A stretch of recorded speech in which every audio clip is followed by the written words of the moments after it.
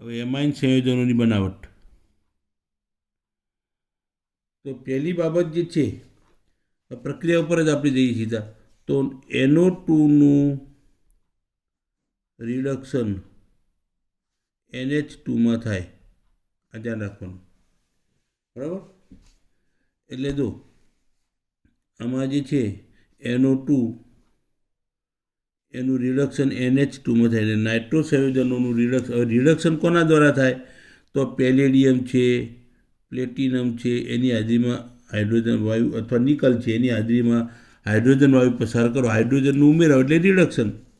તો જો નાઇટ્રોબેન્ઝીન હોય NO2 નાઇટ્રોબેન્ઝીન, અહીંયા નામકરણ લખવું પડશે. નાઇટ્રોબેન્ઝીન એ તો અડધો માર્ક એકનો કાપી લે છે. નાઇટ્રોબેન્ઝીન દરેક વખતે તમારે નામ લખવું જ પડશે. અહીંયા નાઇટ્રોબેન્ઝીનનું રિડક્શન કરીએ આપણે કોના દ્વારા?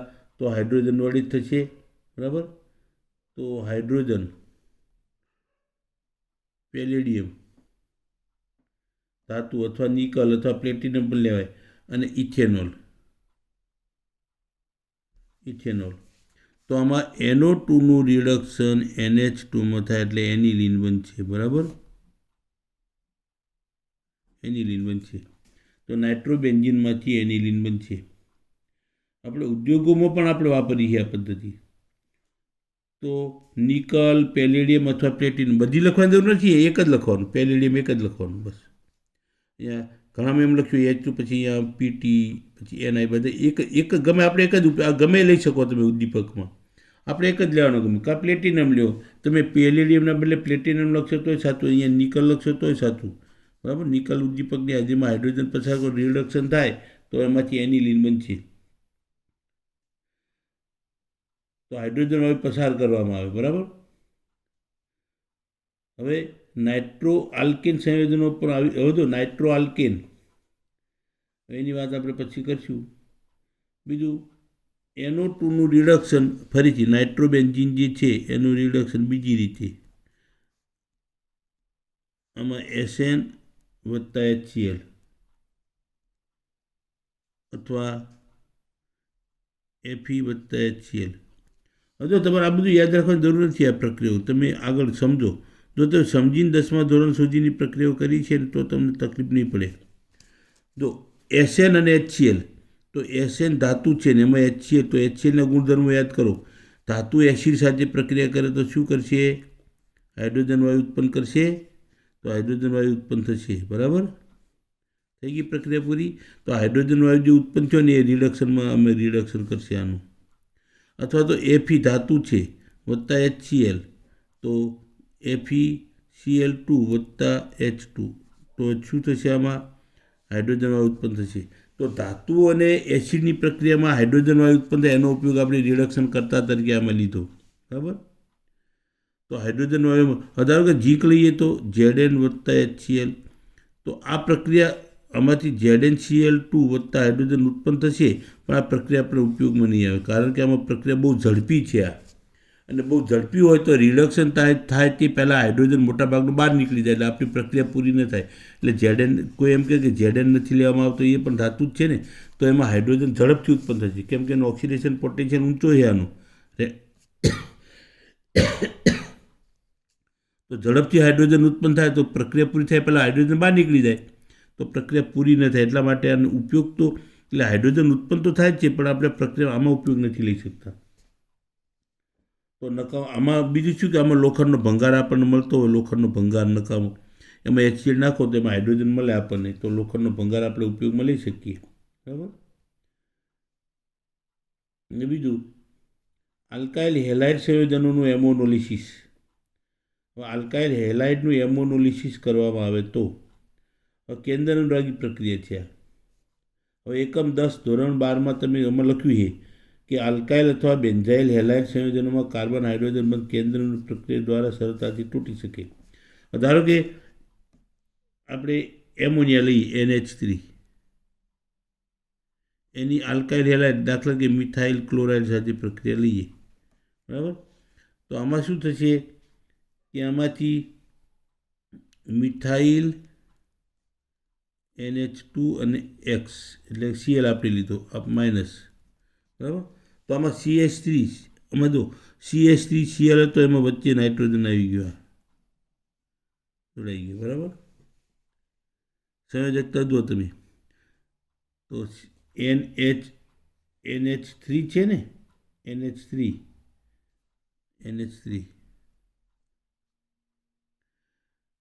તો તમે ગણશો તો સંયોજકતા 5, ખરેખર કેન્દ્રનુરાગી પ્રક્રિયા છે.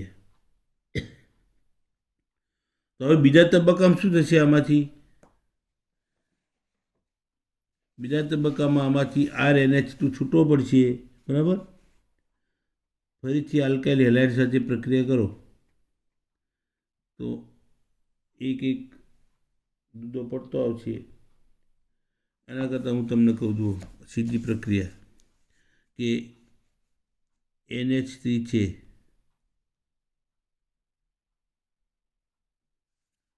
બરાબર.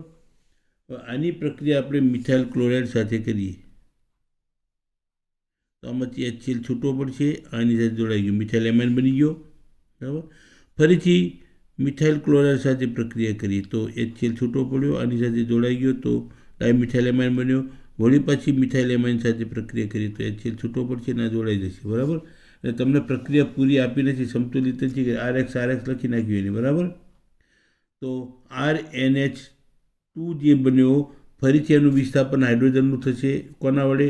તો મિથાઇલ, R વડે, એમ મિથાઇલ, આપણે મિથાઇલ લીધો, આમાં વળી વિસ્થાપન થશે, અને વળી પાછું એમાં છેલ્લે વિસ્થાપન નહીં થાય પણ એમાં આકર્ષણ થશે, R4N. હવે જો તમને આખી પ્રક્રિયા કહી દઉં કે આ પ્રાથમિક, દ્વિતીયક, તૃતીયક અને ચતુર્થક જે એમાઇન બને છે ને, એ તમને કે અત્યાર સુધી તમારા કોર્સમાં આવ્યો જ નથી. હું સીધી પ્રક્રિયા લખી નાખું તમારે, બરાબર. મેં હમણાં લખીએ જ કે નાઇટ્રોજન સાથે NH3, આની પ્રક્રિયા તમે R બરાબર મિથાઇલ લઈ લઈએ આપણે, તો મિથાઇલ ક્લોરાઇડ સાથે, તો આમાંથી HCl છૂટો પડશે, બરાબર. શું બનશે? તો NH2 મિથાઇલ, તો મિથાઇલ એમાઇન બની ગયો. વળી ફરીથી આપણે પ્રક્રિયા કરી મિથાઇલ ક્લોરાઇડ સાથે, બરાબર, RX.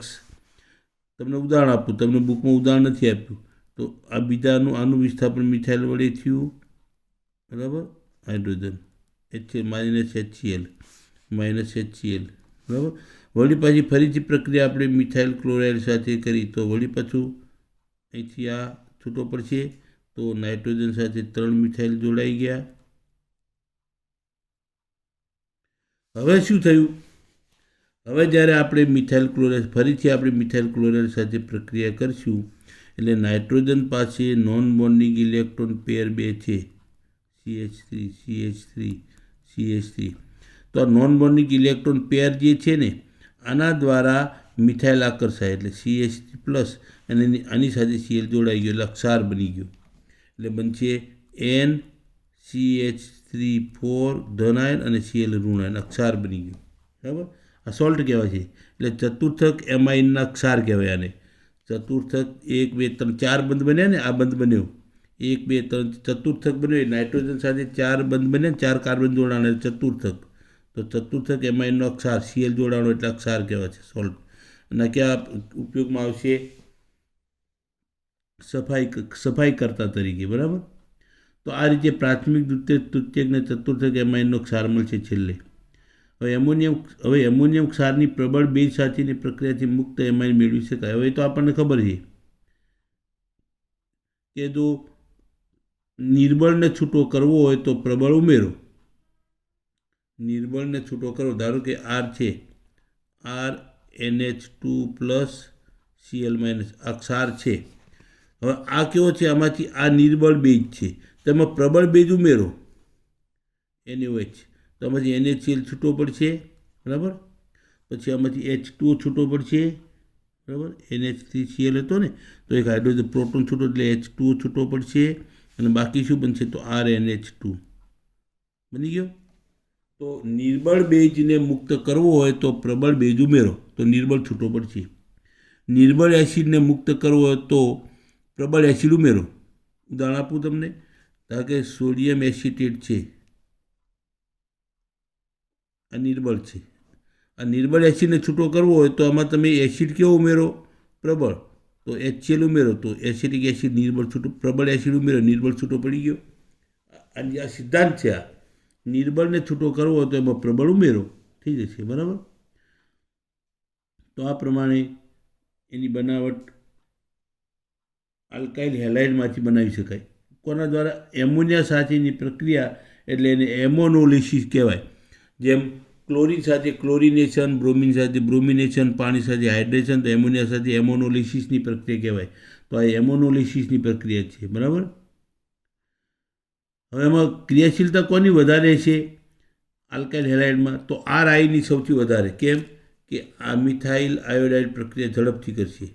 કારણ કે આયોડિનનું કદ મોટું છે. આનું કદ તો આપણે આટલું માની લઈએ તો બંધ લંબાઈ વધારે તો ઝડપથી તૂટશે, ઝડપથી પ્રક્રિયા કરશે. તો જેમ હેલોજનનું કદ મોટું હોય એમ ઝડપથી પ્રક્રિયા કરશે. તો RI સૌથી ઝડપી પ્રક્રિયા કરશે, પછી RBr અને પછી RCl. બરાબર. સૌથી ઝડપી કોણ આપશે? તો RI એટલે કે મિથાઇલ આયોડાઇડ, ઇથાઇલ આયોડાઇડ. પછી એનાથી ઓછી તો મિથાઇલ બ્રોમાઇડ, એનાથી ઓછી તો મિથાઇલ ક્લોરાઇડ કે ઇથાઇલ ક્લોરાઇડ. બરાબર. આ એનો પ્રબળતાનો ક્રમ છે, ક્રિયાશીલતાનો ક્રમ.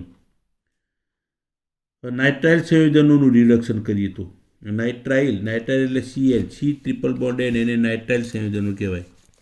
એ આગળના ચેપ્ટરમાં આવી ગયું છે. નાઇટ્રાઇલ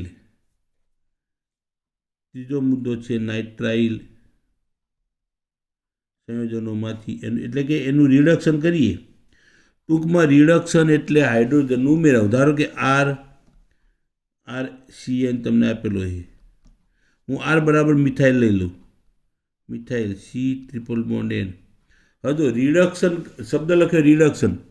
રિડક્શન એટલે હાઇડ્રોજન ઉમેરાવું. બરાબર. હાઇડ્રોજન ઉમેરાવ એટલે રિડક્શન.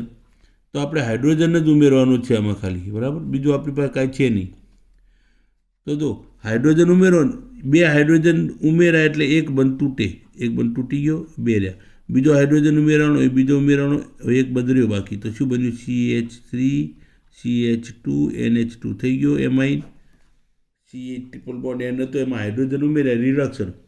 તો રિડક્શન કરતાથી આપણને ખબર છે કે દાખલા કે CH3 C triple bond N છે, રિડક્શન તો નિકલ ઉદ્દીપકની હાજરીમાં હાઇડ્રોજન પસાર કરી નાખો, બસ. બીજું કાંઈ ન કરવું એમ. પછી બીજો લીધો. બે બધા લખવા જરૂર નથી. સોડિયમનું પારાની અંદર ઓગાળી અને એમાં ઇથેનોલ નાખો તમે, C2H5OH ઇથેનોલ.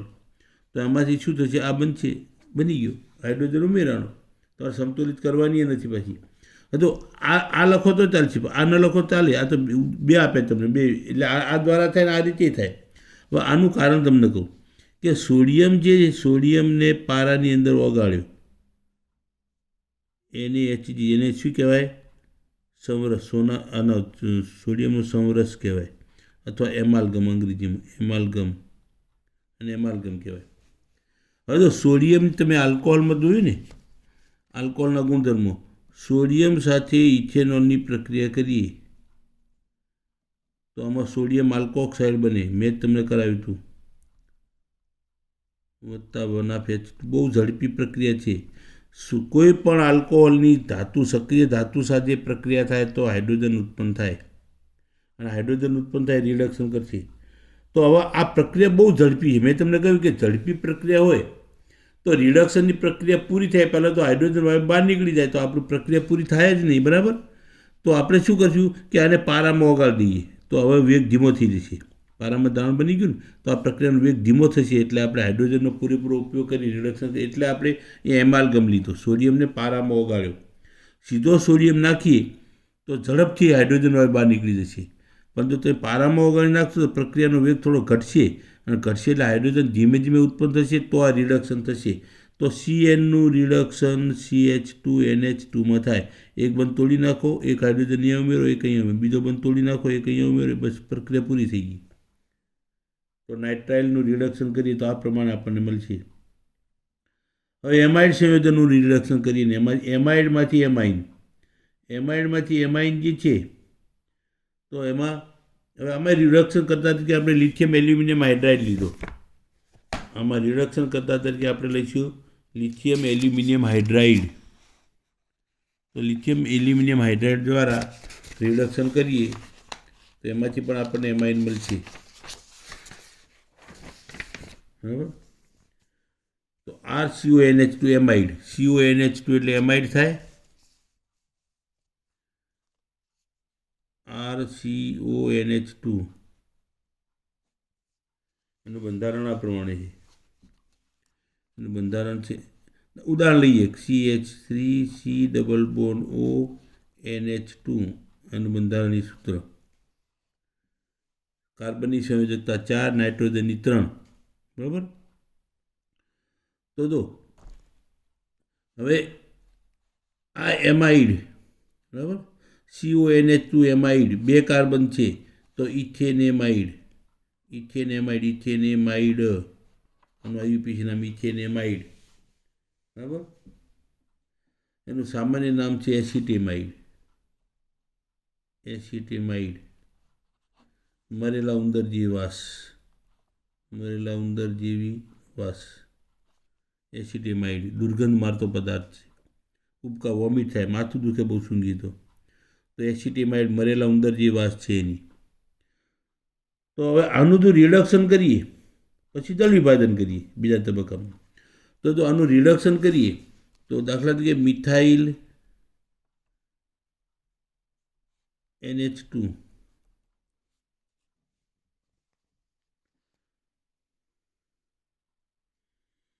તો જો હવે હાઇડ્રોજન ઉમેરવાનું, બીજું આપણે કાંઈ કરવાનું નથી. બરાબર. તો જો એક હાઇડ્રોજન અહીંયા ઉમેરવાનો, બીજો અહીંયા ઉમેરવાનો, પાણીનો અણુ છૂટો પડી ગયો, પછી એક અહીંયા ઉમેરવાનો ને એક અહીંયા ઉમેરવાનો. શું બન્યું? અરે જો આમાંથી બન્યો CH3CH2NH2 એમાઇડ બની ગયો. એમાઇડમાંથી એમાઇન, તો આ શું બન્યો? Ethanamine, ethanamine. તો ઇથેનેમાઇડમાંથી ઇથેનેમાઇન, ઇથેનેમાઇડમાંથી ઇથેનેમાઇન બનશે. રિડક્શન કરો. કયો લેશો? તો લિથિયમ, લિથિયમ એલ્યુમિનિયમ હાઇડ્રાઇડ. આમાં જે હાઇડ્રોજન છૂટો પડશે H4 છે ને, હાઇડ્રોજન છૂટો પડશે, આનું રિડક્શન કરી નાખશે. તો એમાઇડમાંથી એમાઇન રિડક્શન દ્વારા લિથિયમ એલ્યુમિનિયમ હાઇડ્રાઇડનો ઉપયોગ કરીને એનું રિડક્શન કરો. તો એમાંથી હવે પાંચમો ગેબ્રિયલ થેલિમાઇડ સંશ્લેષણ, એ આપણે પછી જોઈશું.